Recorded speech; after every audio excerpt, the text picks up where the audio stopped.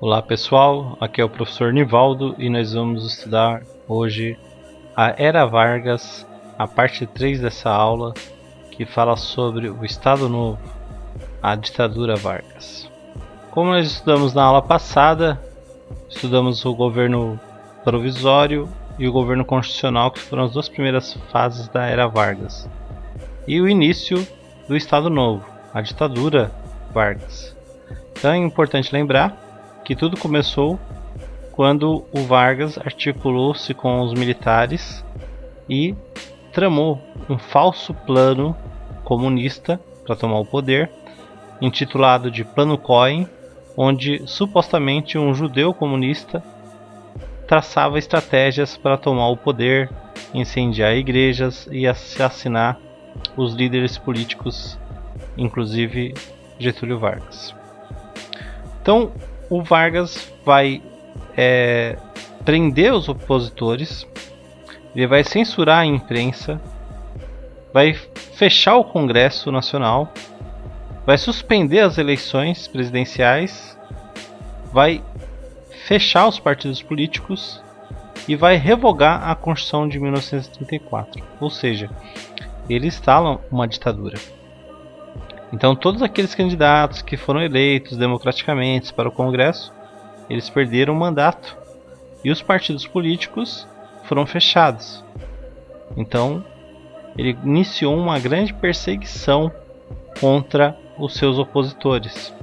Lembrando que o Vargas ele tinha uma simpatia pelo fascismo. Ele simpatizava com o fascismo, tanto que enviou a Olga Benário para a morte nos campos de concentração. Olga, que era alemã, judia, e foi enviada para a Alemanha e acabou morrendo lá nos campos de concentração. Ele simpatizava com o fascismo, só que essa simpatia meio que foi prejudicada quando os integralistas, a ANBIM, tentou um levante contra o governo. A invasão do Palácio da Guanabara, uma tentativa de derrubar o governo do Getúlio Vargas, foi facilmente reprimida no ano de 1938, em maio de 1938. E a ANBIM também foi posta em ilegalidade. O Vargas que vai criar dois órgãos importantes para a gente entender essa repressão. Primeiro, ele vai criar em 1938 o Departamento de Administração de Serviços Públicos, que era uma forma de centralizar a administração pública em suas mãos. Então, o DASP, como ficou conhecido, ele centralizava todos os órgãos públicos sob o comando do presidente da República, no caso Vargas. Em 1939, ele vai fundar o DIP, Departamento de Imprensa e Propaganda, que era responsável por divulgar uma imagem favorável, positiva ao Estado Novo, ao governo, como por exemplo a criação da Hora do Brasil, que era uma hora que passava todos os dias no rádio, levando a fala do Getúlio Vargas, enaltecendo o seu governo, tanto no período da manhã quanto no período noturno. Hoje nós conhecemos essa Hora do Brasil como a Voz do Brasil, ainda ela perdura em nossos rádios, ok? Além da função de censurar os meios de comunicação. Depois dessas medidas restritivas, ele impôs ainda a Constituição de 1937. Essa Constituição dava plenos poderes ao Getúlio Vargas. As eleições, como eu havia falado, foram suspensas e as greves foram proibidas. Os sindicatos passaram a ser controlados pelo Ministério do Trabalho. A propaganda, inclusive, é importante a gente ressaltar isso, porque nos regimes totalitários ela é usada amplamente, como nós vimos aí na ascensão dos regimes totalitários fascistas na Itália e nazista na Alemanha. O Vargas também utilizou a propaganda em seu favor, tá? Então esse DIP ele não era só uma forma de censura prévia, ele também era de perseguição contra aqueles que pensavam diferente. Dessa forma, rádios, jornais, livros e cinema era fiscalizado pelo DIP para ver se não tinha nada contra o governo, né? Se não era de oposição ao governo. O governo também fazia propaganda na imprensa e no cinema, valorizando a pessoa do Getúlio Vargas, inclusive em datas comemorativas como o 1º de maio, né? Que era o dia do trabalhador. Então ele ia lá e enaltecia o Vargas como um homem trabalhador, um homem que estava do lado dos trabalhadores. Novos símbolos foram criados para forçar essa identidade do povo brasileiro, o que passou a ser mostrado com a mistura das raças. Então foi dado ênfase à questão da miscigenação. O samba carioca, que antes era marginalizado, perseguido e até em alguns momentos da história do Brasil ele foi proibido, o samba carioca passou a se tornar ser exaltado como algo brasileiro, um ritmo brasileiro. A capoeira também, que durante parte da nossa história ela foi marginalizada e criminalizada, ela foi instituída como esporte nacional. Por isso que a gente tem essa confusão, né? A gente não tem pessoas que não sabem se a capoeira é uma arte marcial, se é uma dança. E a gente vai entrar nesse detalhe. Aliás, já entramos nesse detalhe anteriormente, né? Além disso, as datas cívicas foram criadas para fortalecer essa questão da identidade nacional. Então, foi criada, por exemplo, o Dia da Raça, dia 4 de setembro, que foi difundido com um culto a Nossa Senhora da Conceição Aparecida, uma santa mestiça que é padroeira do Brasil. Mas se por um lado tinha a questão da propaganda enaltecendo o governo, e como eu falei, tinha também a perseguição aos opositores, essa oposição ela era muito mais grave, era uma repressão ferrenha contra aquelas pessoas que se opunham ao governo Vargas. Então intelectuais, artistas contrários ao regime, eles foram perseguidos, como por exemplo a gente pode citar alguns nomes importantes, como Caio Prado Júnior, que foi um grande historiador, um dos maiores historiadores da história do Brasil, o pintor Di Cavalcanti, os escritores Graciliano Ramos e Jorge Amado e o Érico Veríssimo, além dos trabalhadores, dos líderes sindicais e militantes de organizações de esquerda. Eles foram presos e torturados. Não era raro os opositores ao regime Vargas também serem mortos. Aí você pode perguntar, professor, mas como assim? Tudo isso ocorreu e ninguém fala mal do Vargas, muita gente enaltece o Vargas. Exatamente por isso, porque a mídia era completamente dominada pelo Vargas, né? Ele controlava os meios de comunicação. Então quer dizer que foi criada uma personificação do Vargas muito positiva, apesar de tudo isso que acontecia às margens da história. Tá? E é importante a gente sempre ressaltar que a história ela foi escrita pelos opressores e ela só começou a ser colocar o contrassenso sobre isso a partir daí da nossa redemocratização. Tá? Então até o período ditatorial a gente teve uma história controlada pelo aquele que oprime, né? Então é um risco que a gente corre inclusive nos dias atuais com a tentativa de controlar os conhecimentos históricos a favor de uma propaganda que satisfaça uma determinada parte da sociedade. O Vargas também tinha uma postura paternalista, como a gente estudou no primeiro episódio dessa série, e intervencionista. Ele intervia na economia. Então, a implantação, uma das formas de ele controlar os trabalhadores foi a consolidação das leis trabalhistas, a CLT que a gente conhece hoje, a lei que garante os direitos trabalhistas. Então ela foi concretizada no governo Vargas. Criou-se, por exemplo, a implantação do salário mínimo, a partir daquele momento tinha um salário mínimo, um salário base para todo trabalhador. A CLT também estabeleceu o descanso semanal, que não existia. Então esse descanso sábado e domingo, por exemplo, não remunerado, né? No caso não era remunerado.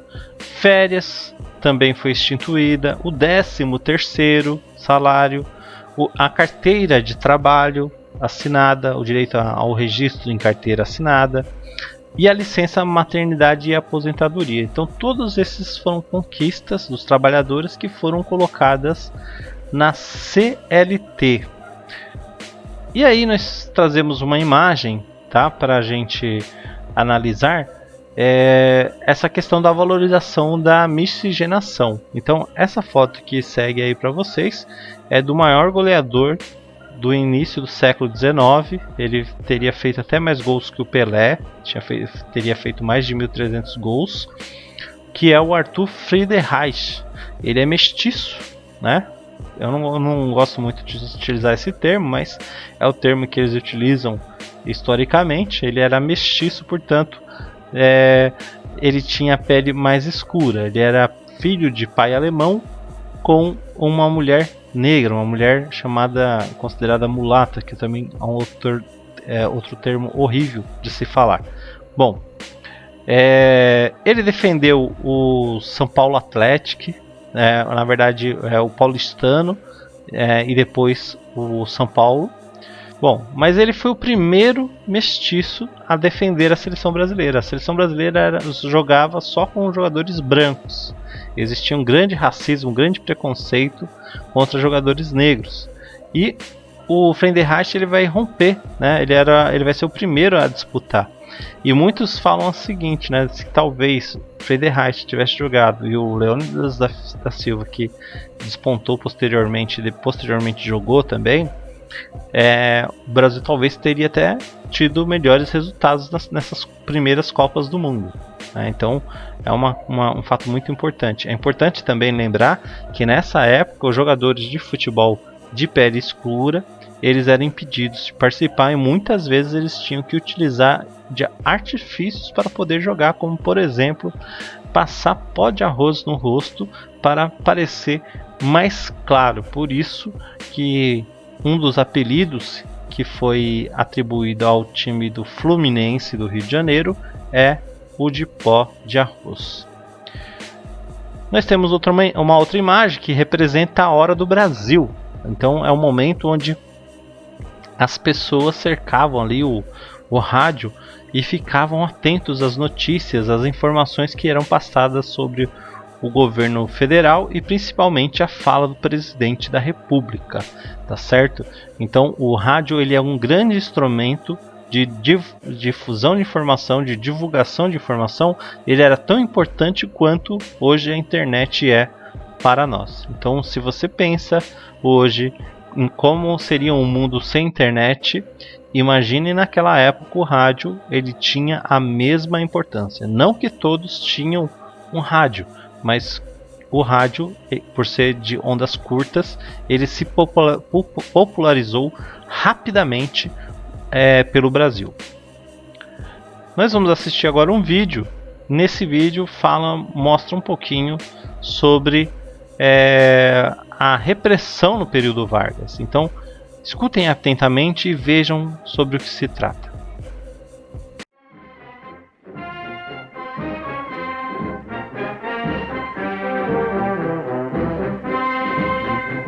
Na praia do Russell, realizou-se a festa da bandeira com grande imponência. Comparecendo a esta solenidade cívica, os senhores presidentes da República, ministros de Estado, corpo diplomático e altas autoridades civis e militares. As bandeiras representando os estados do Brasil, abolidas pela nova Constituição, enfileiradas aguardam o momento da cremação. Sua Excelência, o presidente Getúlio Vargas, chega ao campo do Russell para assistir à solenidade. A missa campal, rezada num grandioso altar armado em conjunção com o altar da pátria, foi celebrada por sua eminência, o cardeal D. Sebastião Leme, acolitado de altos dignatários da igreja. Terminada a missa campal, teve lugar a cerimônia do hasteamento da bandeira nacional pelo presidente da República, sendo hasteado ao mesmo tempo, em 22 mastros, o pavilhão nacional, simbolizando os 22 estados.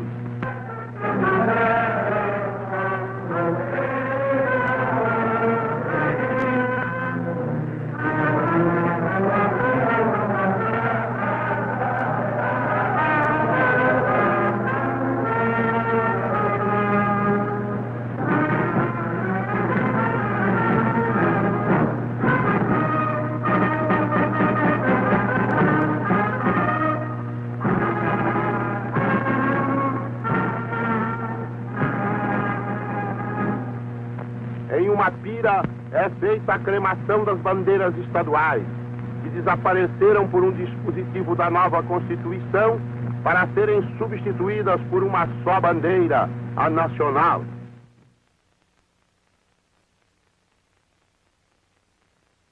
Temos motivos de sobra para encarar os dias futuros com otimismo e confiança.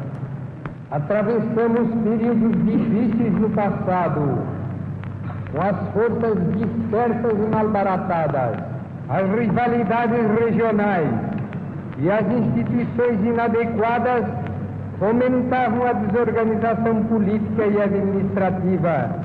Abolimos as bandeiras e escudos estaduais e municipais, os hinos regionais e os partidos políticos. Tudo isso se fez visando consolidar a unidade política e social do Brasil, e numa época em que tais medidas pareciam temerárias.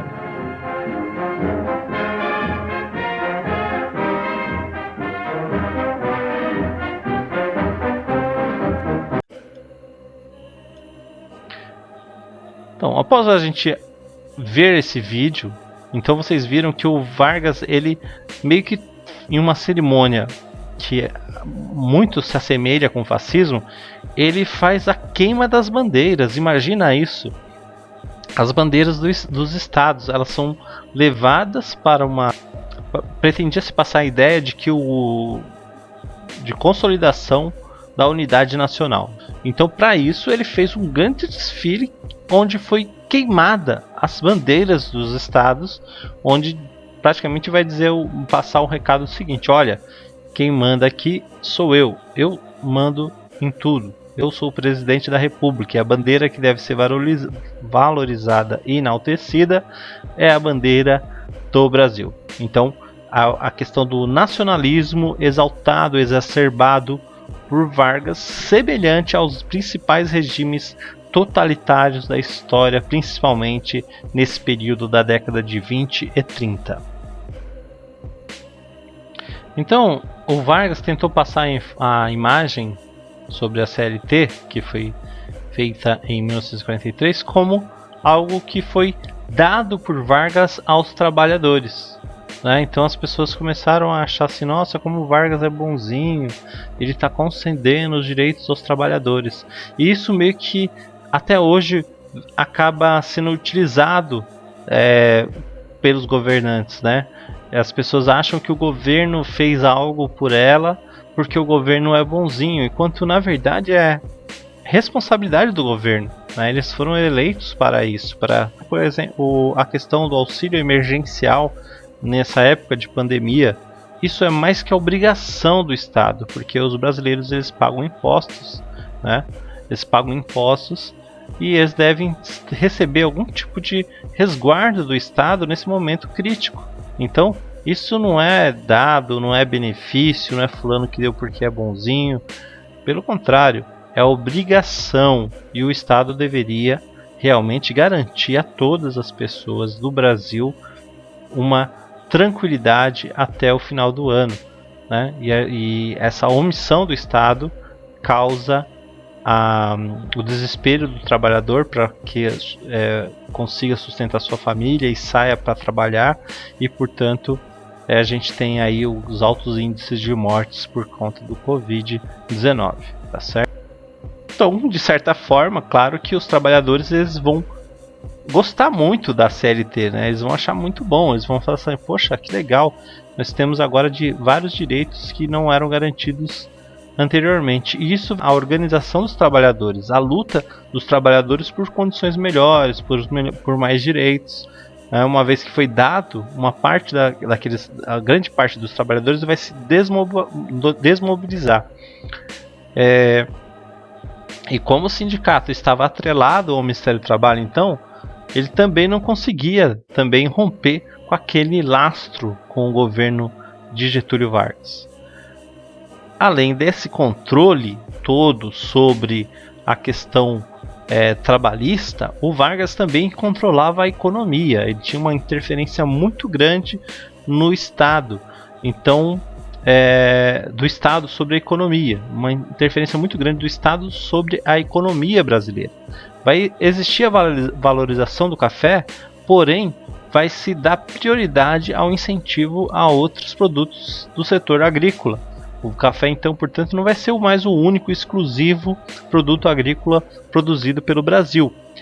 Vai incentivar a industrialização e também vai estimular a implantação de novas fábricas e ampliação das já existentes, inclusive a criação, a ênfase nas indústrias de base, certo? O que seria a indústria de base? Seria aquela indústria que produz os bens primários, essenciais para que o país possa ter uma produção em diversos setores.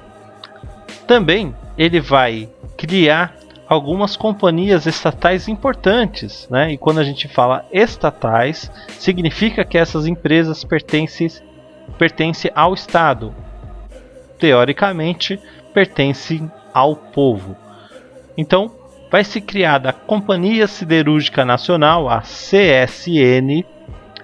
Vai ser criada a Companhia do Vale do Rio Doce, a Vale do Rio Doce, que a gente conhece hoje só pelo nome de Vale, que já não é mais estatal, ela foi privatizada, né? Então ela passou da iniciativa estatal para a iniciativa privada atualmente, né?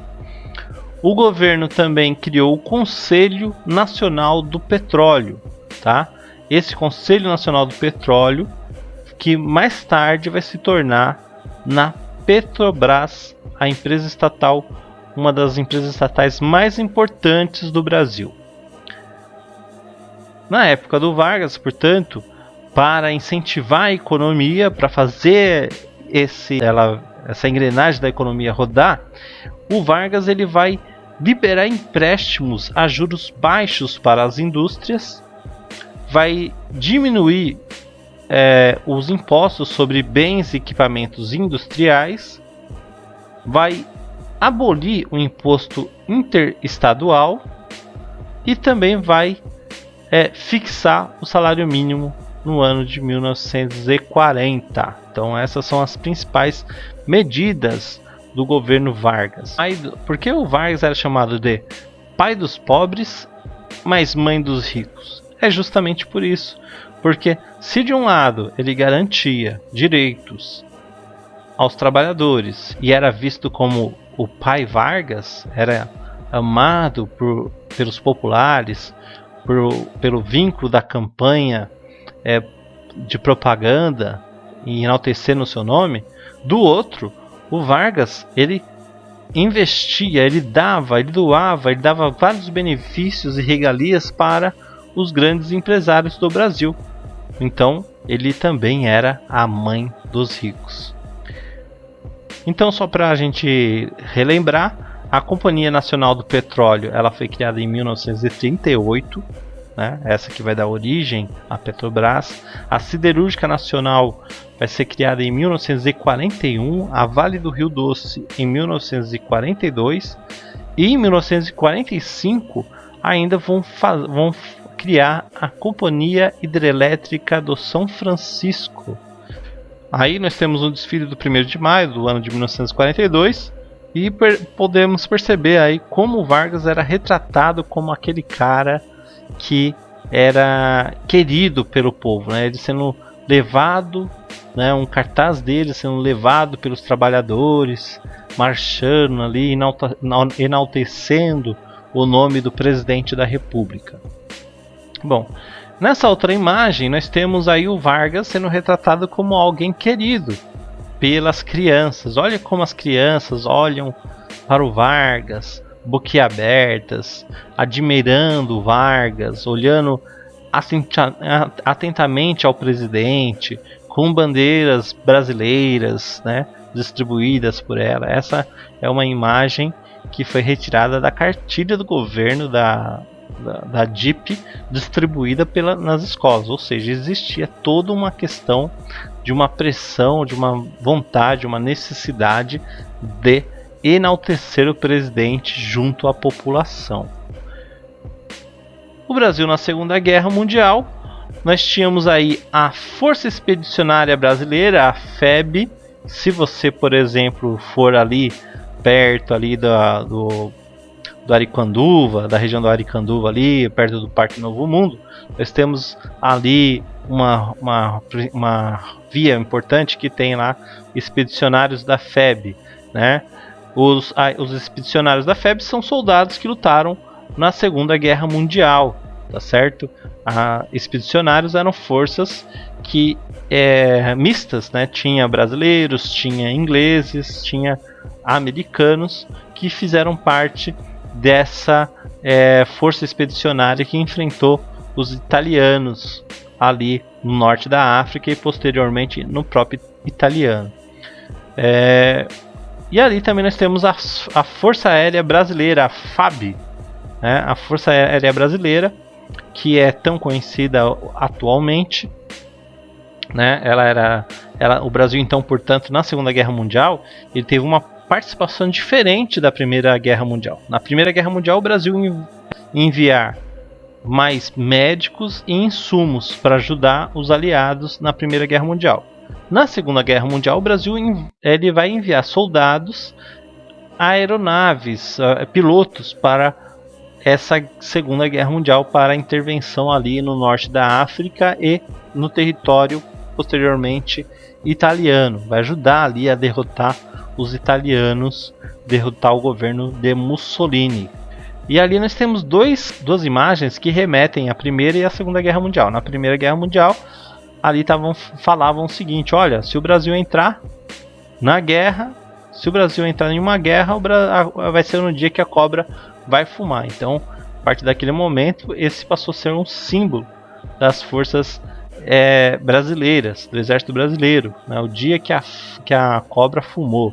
E Centra-Pua também era o símbolo do exército brasileiro na Segunda Guerra Mundial, tá certo? Tem até um documentário aí que você pode pesquisar com esse mesmo nome aí, Centra-Pua. Por que o Brasil entrou então na Segunda Guerra Mundial? O que levou o Brasil a entrar na Segunda Guerra Mundial? Foi exatamente a questão da pressão dos Estados Unidos sobre o Brasil. O Vargas tinha uma simpatia pelo fascismo italiano, porém os Estados Unidos tinha oferecido dinheiro, emprestado dinheiro ao Brasil para a construção da usina de Volta Redonda. Então o Brasil foi meio que pressionado a participar da Segunda Guerra Mundial. Os Estados Unidos falaram assim: olha, e aí, como vai ficar? Vai entrar ou não vai? E aí o Brasil teve que entrar na Segunda Guerra Mundial, tá? A partir do momento que o Brasil entra na Segunda Guerra Mundial, precisava de uma justificativa. E a justificativa vai ser semelhante à da Primeira Guerra Mundial. Vai ser o afundamento de embarcações comerciais brasileiras por submarinos alemães. Então isso vai elevar os protestos no Brasil contra os nazistas, e o governo brasileiro vai se sentir obrigado, portanto, a entrar aí na Segunda Guerra Mundial. É importante ressaltar que nesse período nós vamos ter um período também de xenofobia aqui no Brasil. Então, alemães e italianos, eles vão sofrer algumas perseguições aqui dentro do Brasil, principalmente aqueles que eram ligados aos movimentos anarquistas e sindicais, né? O governo já aproveitava ali aquele momento de que existia um temor quanto aos italianos e alemães e atacava por tabela aqueles que se opunham ao seu governo. Um exemplo disso também no esporte é a mudança de nome de equipes esportivas. Então muitas equipes que tinham origem alemã, elas foram extintas, elas tiveram que mudar o nome, e também instituições italianas também mudaram o nome, como por exemplo foi o caso do Palestra Itália, né? Nós tínhamos 2 times Palestra Itália, um aqui em São Paulo, o Palmeiras, e o outro lá em Minas Gerais, o Cruzeiro, e eles mudaram o nome para evitar a perseguição do governo sobre as instituições que tinham ligações com italianos e alemães. E aí o Estado Novo vai chegar ao seu final, sem muito brilhantismo esse final. Uma vez que o Brasil entrou na Segunda Guerra Mundial, e a luta na Segunda Guerra Mundial era contra os regimes totalitários, fascistas e nazistas, ali na Alemanha e na Itália, não tinha mais justificativa no Brasil, nós temos um governo ditatorial, né? Então o Vargas começa a ser questionado. Por que nós estamos lutando lá fora contra uma ditadura e aqui nós temos uma ditadura? Então o governo Vargas começa a perder força, e vai perder mais forças com o chamado Manifesto dos Mineiros, que são políticos que vão fazer uma carta onde questionavam Vargas o envio das tropas para lutar contra doutrinas totalitárias, enquanto no Brasil o Brasil era governado por um regime ditatorial. A sua estabilidade no governo vai ficar balançada. Ele vai tentar mais um golpe, né? Ele vai tentar mais uma vez uma tentativa de ficar no governo. Ele vai começar a financiar um movimento chamado querentismo, que vocês podem observar aí na imagem, onde vão ser confeccionados cartazes pedindo para que o Vargas continue no poder. Queremos Vargas, mas esse movimento não vai ganhar muita força não. Os militares vão cercar o prédio do governo e vão exigir que Vargas renuncie ao poder. E aí, o Vargas, sem ter como resistir, ele vai acabar entregando o poder, entregando o cargo de presidente. E a partir desse momento, o Brasil sai do Estado Novo e começa um novo período democrático que nós vamos estudar posteriormente, que vai de 1946 a 1964. É isso aí, gente. Nós vamos finalizar nossa aula por aqui. Concluímos, portanto, a Era Vargas. Claro que não dá para falar sobre tudo que aconteceu no período em um espaço curto de tempo, mas eu tentei ser o mais detalhado possível e tentei passar as informações mais importantes sobre esse período. Mas você pode aprofundar seus conhecimentos com mais estudo, mais dedicação e mais empenho. Então, mais uma vez, muito obrigado pela sua paciência, por estar aqui nessa videoaula, e até a nossa próxima videoaula. Um abraço a todos, fiquem na paz